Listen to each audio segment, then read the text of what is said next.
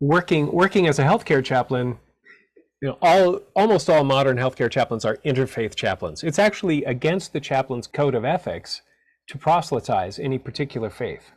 And so my Quaker faith set me up very well for that, just to understand that there is that of God in every person and to be genuinely curious to meet them where they are.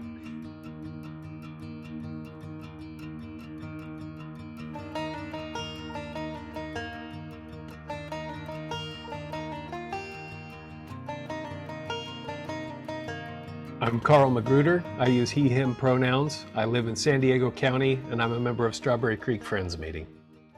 So I have found myself an accidental chaplain. I went to seminary. It wasn't working for me, so I went to do my field ed, and the only thing that was open was a hospital chaplaincy residency. And so I went and did that, and what I discovered was that all of my cleverness and rhetoric and argumentation was completely worthless at the bedside of a person who was suffering. And that I could take all of that off and leave it in the hospital corridor, and just to go in with nothing in my hands and no agenda, and to sit down in the chair like I had nowhere else in the world to be, and just open myself to the being that was there. And because of my Quaker belief that there is that of God in every person, and that therefore people have within themselves what they need to be whole, but they might need a little midwifery, they might need a witness, they might need someone to create a container or to affirm their instincts where those instincts are intuitive rather than rational. There might be a little something to do, but basically it's just an honor to be able to be present to people. There are some aspects of death and dying that I think Quakers do very well. And one is that we tend to be able to prepare. We tend to be able to say, this is what I want. We tend to do a better job, I think, of recognizing when there is no real curative treatment and it's time to opt for hospice and to turn ourselves towards our dying and think about how we want to die well. When I joined hospice, we had a patient who wanted to stop eating and drinking. It's called VSED, V-S-E-D, voluntary stopping of eating and drinking. And it was interesting to me that the hospice nurses considered it a truism that people always throw that idea around, but no one can do it.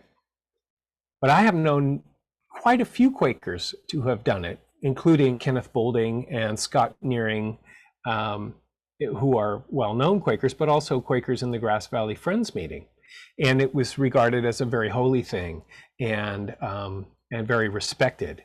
So there are things that Quakers, I think, can do very well in our dying and our deathways. I think the first thing is for Quakers to talk about death and dying in the meeting, and to talk about what we might want, and just to make it okay to talk about death and dying. You may have heard there's a movement of death cafes. And I guess I would like to see Quakers do death potlucks, where we would talk about our death and dying in an intergenerational way.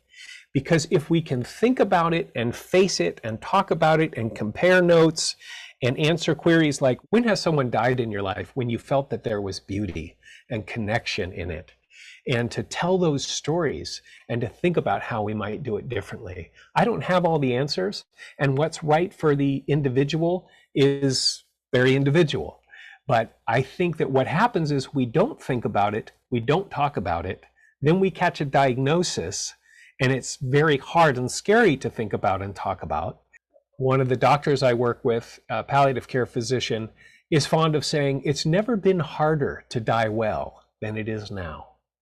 Because medicine has enough intervention that it can really cloud the question of, am I dying? Should I die at home? Should I have CPR? Should I be intubated?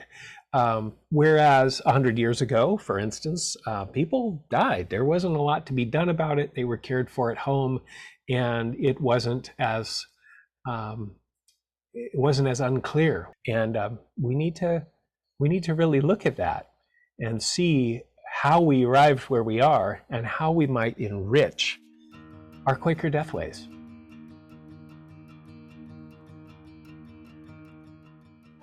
Thanks so much for watching this Quaker Speak video. We release a new video every other Thursday. We'd like to thank the Friends Committee on National Legislation for sponsoring this week's video. The Friends Committee on National Legislation, or FCNL, is a national, nonpartisan Quaker organization that lobbies Congress for peace, justice, and environmental stewardship. Join FCNL and tens of thousands of people, Quakers and friends, who share a belief in the power of relationship building to advance the world we seek. Visit FCNL online at www.fcnl.org. Thanks again for watching, and have a happy Thursday.